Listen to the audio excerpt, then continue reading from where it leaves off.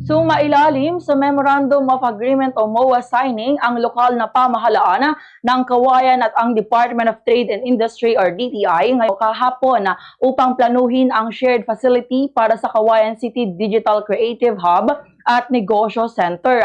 Sa panayam ng Bombo Radyo Kawayan kay Attorney Cyrus Restauro, Acting Provincial Director ng DTI Isabela, sinabi niya na ang bagong tayong gusali katabi ng Isabela Convention Center or ICON ang gagawing Digital Creative Hub na ang pangunahing layunin ay makapagbigay ng tulong sa mga micro, small and medium enterprises or MSMEs sa Soda. Sahan naman na magsisimula ang operasyon ng Creative Hub bago ang Gawayan Festival upang maitampok ng Kawayan City ang mga ipinagmamalaki nitong produkto.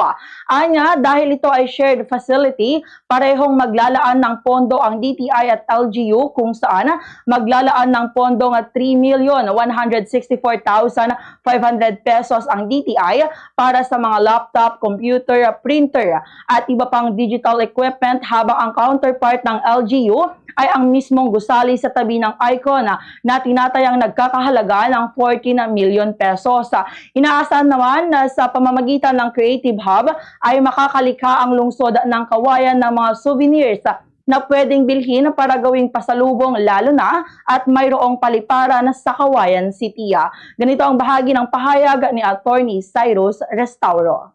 Ang pinaka-objective natin for this shared service facility ay para makapag-establish tayo ng magandang avenue for our youth creatives dito sa